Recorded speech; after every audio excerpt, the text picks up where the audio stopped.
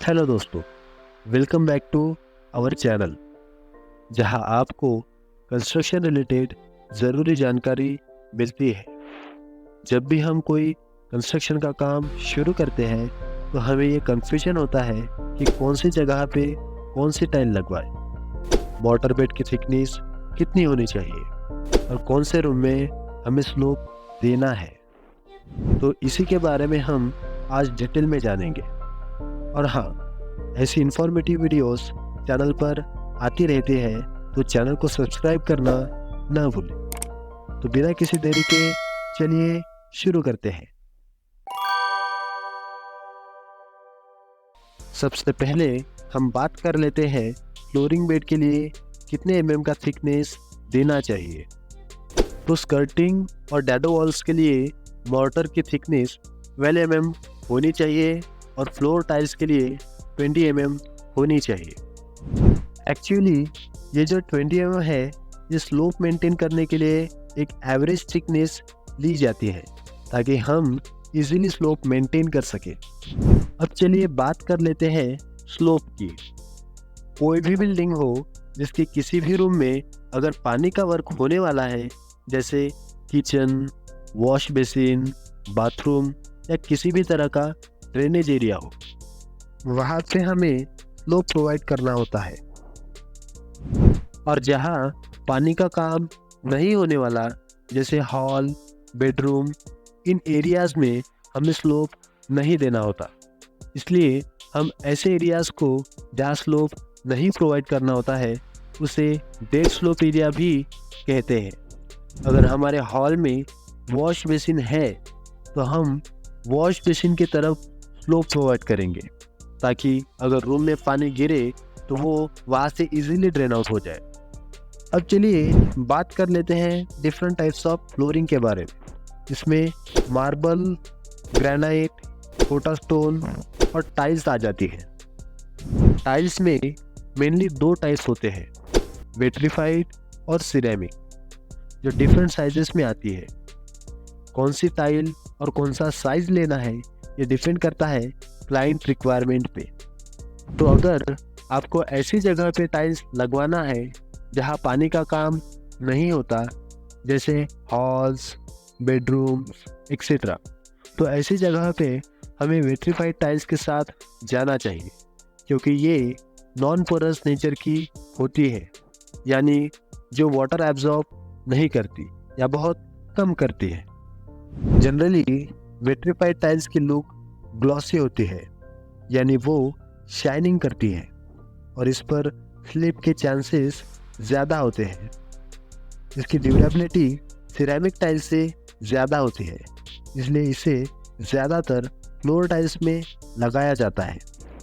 और आजकल तो जो एंटी स्किड विट्रीफाइड टाइल्स आती है वो बाथरूम फ्लोर पे भी यूज़ करते हैं, जो थोड़ी महंगी आती है।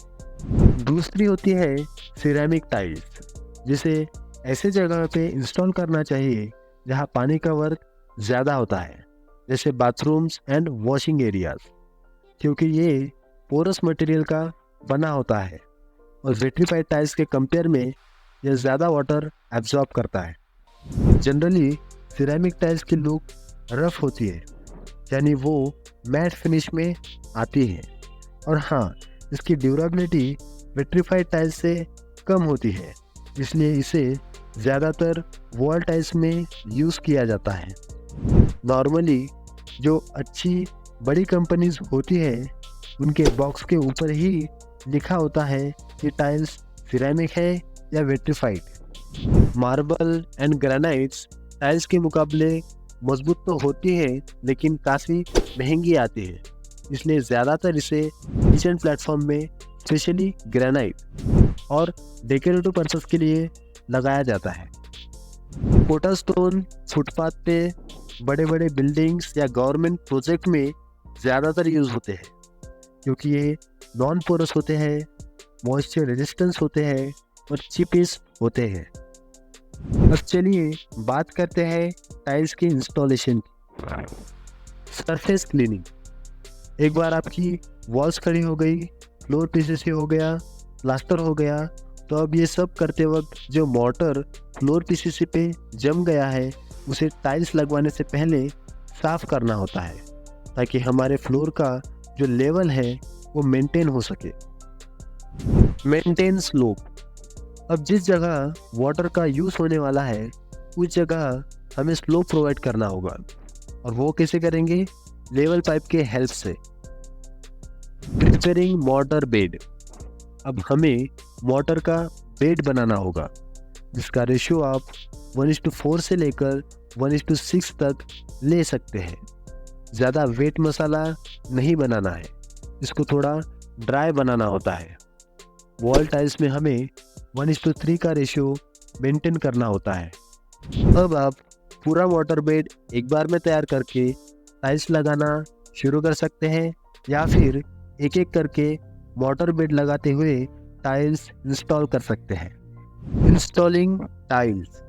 अब सीमेंट स्लरी बनाकर उसे मोटर बेड पर डालकर उसको ट्रॉवल से रफ करके फिर टाइल्स इंस्टॉल की जाती है, और उसे हैमर करके दबाते हैं ताकि वो अच्छे से फिक्स हो सके।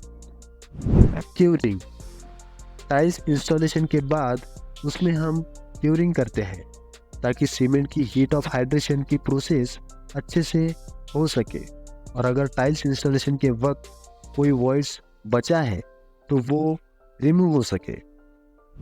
हमें 2 से 3 दिन तक टाइल्स की क्यूरिंग करनी चाहिए। बहुत से लोग नहीं करते, लेकिन अगर आप कर सकें तो बिल्कुल कीजिए। Joint filling. अब जो जॉइंट्स टाइल्स लगाने के बाद बच जाते हैं उसे हम फिलर मटेरियल या वाइट सीमेंट से फिल कर देते हैं। तो ये थे टाइल्स से रिलेटेड इम्पोर्टेंट बातें। अगर आपको वीडियो हेल्पफुल लगी हो तो इसे लाइक, शेयर और सब्सक्राइब करना न भूलें। मिलते हैं अगली वीडियो में।